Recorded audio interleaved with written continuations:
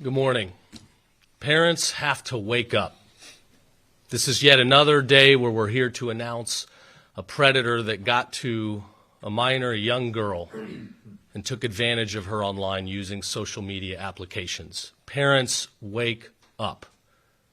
People at home are preying on your kids. They're soliciting information. They are deviants. They want to do bad things, and you are the first line of defense.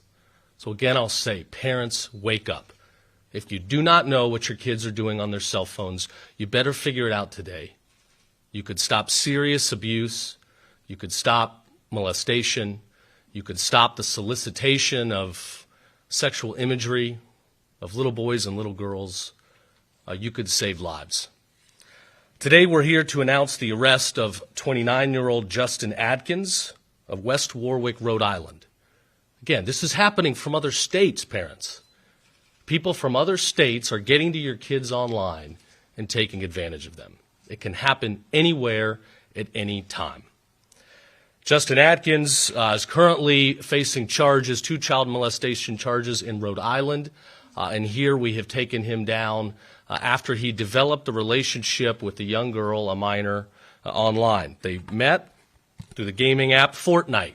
This is what the icon looks like if you're looking at a cell phone. Fortnite, a gaming application. From there, they moved to Snapchat. That's what the icon looks like if you're looking at a cell phone. We see this time and again. They moved to Snapchat because images and text communications can be erased rather quickly. It's a way to avoid law enforcement. This time, it didn't work. We've got thousands and thousands of files associated with this criminal deviance Snapchat account, hundreds and hundreds of images of child sex abuse content, including many with this victim. After meeting and talking on Snapchat, he then sent Robux using the app Roblox to give this young girl, lavish goods. He sent her an iPhone because he wanted better content in the imagery. That's how sick this dude was. He purchased her things, sent her a digital currency through the app Roblox. Roblox, the state of Florida, has sued both civilly and criminally. Time and again, we see child abuse happening, and it originates through relationships on that application. These companies, they're making way too much money, and they're not doing enough to protect our kids. If you've got adults that are able to go on the application anonymously, pretend to be young kids, develop these relationships, send money to kids in exchange for things, and then start soliciting sexual imagery and more, it's wrong. This cannot happen. More security protections need to be put in place. So again, Snapchat and Roblox, parents, go home, look at the phones. If you see these apps, you need to be prepared. You need to look at the tools that are available to you to, review and monitor the content on your children's phones. You need to decide, do you even want the child to have this application in the first place? It's dangerous, but you got to wake up. This individual is going to spend a long time here in Florida. We got the #1 in-migration in Florida. We don't want it to be for these reasons, but we'll have him extradited here this week, and hopefully he'll spend the rest of his life in this state. We've got to keep these people off the roads, away from our little boys and girls. I want to thank the people that are here with me today. We've got Green Cove Springs Police Chief Sean Hines. They did a tremendous job in this case and many others. He and his whole team have been wonderful when it comes to rule of law and public safety. Here in Clay County, you've got a wonderful sheriff, too. We've got the best sheriffs in the country, and that's why Florida is reaching even further record low crimes. Commissioner Mark Glass from FDLE, we've been on the circuit lately. It's a good day if I'm starting it with him, because that means we're putting more bad guys away. And in Florida, we prosecute to the fullest. This case will be no different. If you break the law, we're going to come at you, we're going to throw the book at you, and we're going to make sure we keep you away from our Florida families for as long as possible. Emily Frazier from our statewide prosecution office is pointing the prosecution. It's clear that she's not going to be handing out any plea deals. Again, we're going to be prosecuting to the fullest, ensuring public safety is number one. These perverts, these deviants, they think that the screen, the anonymity will protect them. They think they can do whatever they want and that they're shielded by this technology and that they will get away with it. Not on our watch. We're going to hold them accountable. We're going to put bad guys away, and we're going to send a message to these bad guys. If you do this stuff to any Florida resident, we will come after you, and you will spend the rest of your life, hopefully, in our Department of Corrections. Finally, again, to the parents at home, wake up. This is serious. If you don't know what's going on, you better figure it out. You are the first line of defense. You are the first law enforcement. We're going to be there fighting the good fight, but this is only a fraction of what's going on out there, and we need your help. So thank you again for being here. This is an important announcement. It's good to get these guys. We hate having to talk about it because it shows the sick reality of what's out there. But at the end of the day, we're going to stand firm on rule of law, and we're going to protect our kids at absolutely all costs. With that, I'll turn it over to Chief Hines. On this side. I have a quick prepared statement, but before getting into that, I'd just like to say on behalf of our acting city manager, Mr. Null, and our city council, all our guests, thank you very much for visiting our city today. All right, the Green Cove Springs Police Department wishes to sincerely thank our law enforcement partners, including the Florida Department of Law Enforcement, Statewide Prosecution, and the West Warwick Police Department in West Warwick, Rhode Island, for their cooperation and dedication during this investigation. This was a serious felony case involving sex crimes against a juvenile victim in our jurisdiction. Despite the complexity of the case and the fact that the adult male suspect resided in the state of Rhode Island, the investigators remained steadfast in pursuing justice. On February 2nd, 2026, a detective from the Green Cove Springs Police Department, along with an FDLE agent, traveled to the state of Rhode Island, furthered the joint investigation, and successfully apprehended the suspect. He is currently in custody and awaiting extradition to Clay County, Florida. The safety of our children and our community remains our highest priority. As Chief of Police for the City of Green Cove Springs, I want our residents to know that we take our responsibility to protect this community seriously. We will continue to work diligently and collaboratively to investigate crimes thoroughly, hold offenders accountable, and ensure that victims and their families receive justice and support. Now we'll turn it over to Commissioner Glass.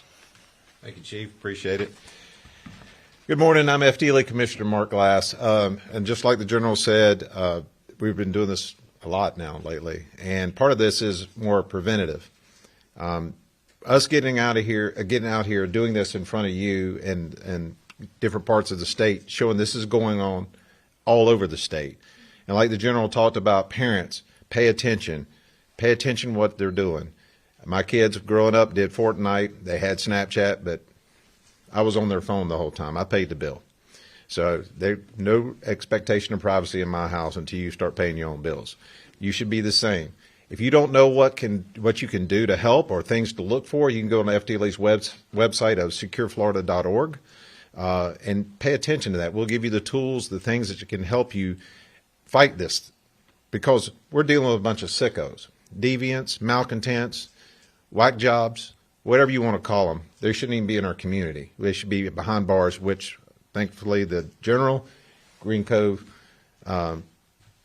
Police Department, and also too the statewide prosecutor is going to be putting the hammer down on this person. So what we want to just kind of show to you guys is there's many ways to pay attention to this. If it's a family member, if it's a friend, you start seeing signs, I encourage all of you, even if you don't have children, go to secureflorida.org and start paying attention to different things you can see. Notify your local police department. Victims, if you're hearing this, we hear you. Give us a sign, give us some reason to let us help you. There's wraparound services to help you and your family out of this. There's no need to be feeling like someone's going to be intimidating you. We will take that from you. Do not worry about that, and we will protect you. We are very fortunate in this state, in the free state of Florida, that we have a governor and a strong attorney general who won't put up with this. And I've been enjoying being able to work side by side with him, his Office of Statewide Prosecution, and also the chiefs and the sheriffs of this great state, putting these whack jobs in jail. Be followed by the pointy end of the spear, who also makes things happen, Ms. Emily. Thank you. Good morning. I would just like to thank the Green Cove Springs Police Department, FDLE, the statewide prosecutor, and the Attorney General for their support. This case really was a collaborative effort, and the hard work and dedication of all the people involved is how we were able to get to this point today. I would also like to thank the West Warwick Police Department and the West Warwick Attorney General's Office for their assistance in this case. We look forward to pursuing this case in court. Thanks, Emily. It's prosecutors like Emily that have to go face these guys head on and put them away, present the case, go through the evidence. A lot of that can be very gruesome, deal with victims that have been through, some of the worst abuses. They do it because it's a calling. We're thankful in Florida. People have no idea how many wonderful people like Emily are working day in and day out to fight the good fight and protect our communities. I think as Commissioner Glass said, if there are victims out there, please come forward to us. I know it can be a scary situation. This case we're talking about today, once this criminal realized he might be losing control and wasn't getting the responsiveness he wanted from this victim, he started making very serious threats. And that causes a lot of people to continue going on, sending messages, engaging in behavior, filming it. People make threats, they extort, they threaten to make things public where the world can see. That's wrong. We're not going to stand for it. If you come forward, we will help you, and we will make sure that these sickos can never get anywhere close to you again. That's our commitment. I think that's it. We got time for a few questions. Yes, sir. Shifting topics for just a second. This morning there was an ex post put out by you saying that the Office of Statewide Prosecution sent a criminal subpoena to the Deegan administration in Jacksonville. Can you expound on that? Yeah, we have a situation here where a city official was out there, publicly alerting people to ICE locations, interfering with immigration enforcement efforts. This is the state of Florida. It's not Minnesota. We anticipated at special session last year, the governor, under his leadership, made clear we were going to put obligations in that law that passed where local officials, they do not have discretion. There's an obligation to use best efforts to facilitate, help the federal government carry out their law enforcement efforts. We're a rule of law state. We believe in that. We stand by that. And if there's evidence that, the city as a whole, I know the mayor said nothing wrong happened here, we disagree with that. So we're looking at it. If there's a coordinated effort for this city official to work with other city employees or outside NGOs to try to thwart our efforts to enforce the law, then we will hold these wrongdoers accountable. Yes, sir. In terms of what criminal statute might be violated, are you looking at state law, or are you looking at, I've heard the suggestion maybe RICO? Yeah, if there's a coordinated effort amongst officials, I know there's NGOs out there that very clearly are working to, push forward these protests to try to thwart federal investigative efforts, then yes, we could be looking at RICO. There could be some federal angles. But first and foremost, again, we got a law in the books passed last February. Local officials have a duty to help the federal government carry out the law.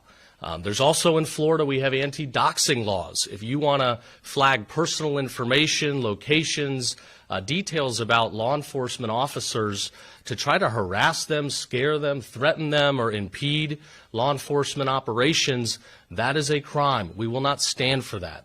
We want these officials in our state. They enforce the law. We don't have issues in Florida. We don't have the chaos. We don't have the anarchy. We don't have the mayhem in the streets. We work together with federal law enforcement. It goes pretty dang well. So what we're doing in Florida works, and if city officials think they know better than the law, we're going to stand in their way. Yes, sir. About the topic here, you guys mentioned that there's resources on the website to help try to prevent that with the children. For parents who are watching who are going, I don't even know where to start, what's that first step that you guys tell them to take? First start is you got to get that cell phone in your hand. You got to get access. You got to get into it. If your kid has a passcode, if you've got a child with a phone, that's the first conversation really is, what age is it appropriate to have a phone? And maybe, maybe a flip phone or something without the internet is the better place to start. Again, that's a conversation for parents and kids. We did, under the leadership of Speaker Paul Renner, we passed a law where younger teenagers are not allowed to have access to some of these social media sites in Florida. And those companies have an obligation to have age verification and keep them off. Not all those companies are following it. We're going to be litigating this, and we're going to be holding people accountable.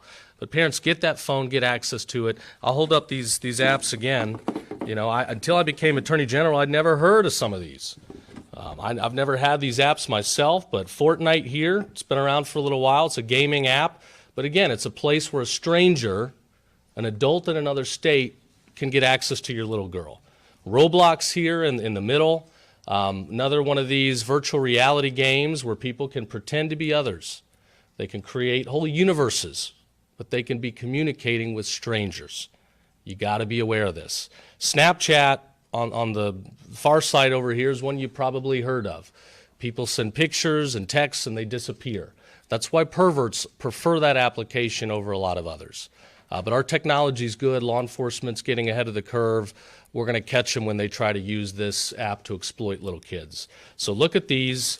You got to decide if you want your kids to have access, but if they're going to, you need to look at the tools and resources that are available out there to monitor everything that's happening through these applications. Are you guys able to share the age of the victim, or is that? At this point, we can't. It's an open case. Can't provide that information. I just can't say it's a minor girl. Are you able to say, what kind of got law enforcement involved in this? Was this the parents coming forward, or? I can't quite at this point, again, the pending details on an open case. But again, we know beyond a reasonable doubt that this individual in Rhode Island was soliciting information, had developed a relationship, asking for a lot of sexual imagery, a lot of back and forth content with a little girl. All right, thanks everybody.